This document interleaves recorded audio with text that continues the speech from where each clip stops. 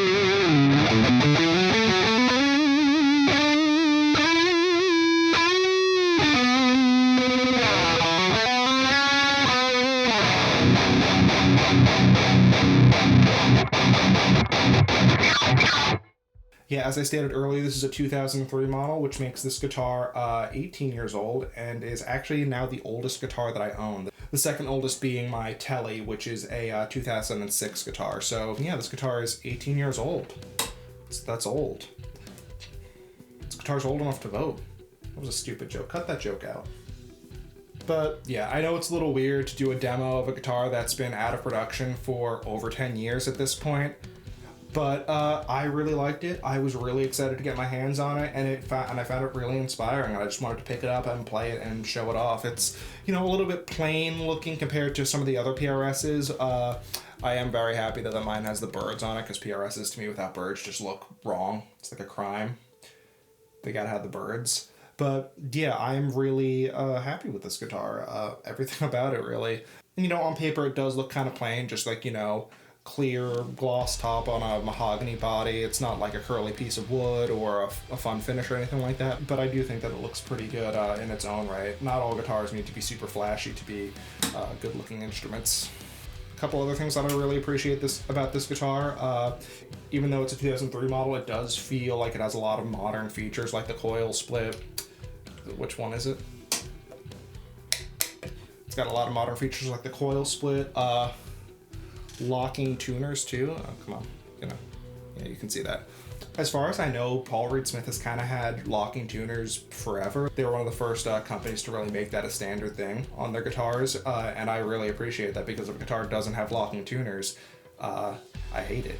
But yeah, that about does it for me. Overall, I am really happy with this guitar. I'm really excited about it, and I'm hopefully going to use it in a bunch more videos. And, you know, even though it's out of production, I hope you guys enjoy gawking at it. I watch a lot of videos for guitars I know I can't have, but I just like looking at them because they're fun, they're pretty. I don't know if I'll make any modifications to this guitar, honestly. I kind of thought about doing it. I thought about changing out the bridge for something with adjustable saddles, but honestly, this thing has always been perfectly intonated no matter what I throw it in. This was in standard, and it's in drop B now, which is, you know, pretty low for a 6-string. And it still has great intonation, and so maybe I'll swap it out if it becomes an issue at some point, but right now I don't think I'm going to swap out really anything. Like, especially, I love the way this guitar sounds now, and I don't want to mess with that by like messing with the pickups or anything like that. So yeah, it's a good guitar, and I'm hopefully going to get a lot of use out of this in the coming months. Alright, so thank you guys so much for watching. I know in my last video I said I was going to try and upload weekly. That didn't happen. That didn't happen. But hopefully you guys enjoyed this video. I'm going to try and be uploading a lot more frequently, hopefully making some more content with this guitar along with my other guitars. I have another PRS that's just off screen. You can't see that. You can't see it. I'm not going to show it to you. You're going to click on another video to see it. It's probably going to be in the thumbnail of one of them. If you want to see it, just click that other video. So yeah, if you like this video, you know, like, subscribe if you want, or don't. I'm a dude in his mama's basement, not a cop. And if you like the song that I did in the playthrough, it's a song called Dead to the World by my band The Perceiver. I'll leave a link down to our social media in the description below, and you know, keep your eye on that. We might have some new stuff coming soon. Some new stuff that doesn't sound awful. I don't think it sounds awful. You might. But yeah, that's about it. About me showing off my new guitar. I'm gonna go edit this video. There's something I could throw at the camera. Goodbye. Here, I'm gonna go pick. You catch the pick. Ready? That didn't even hit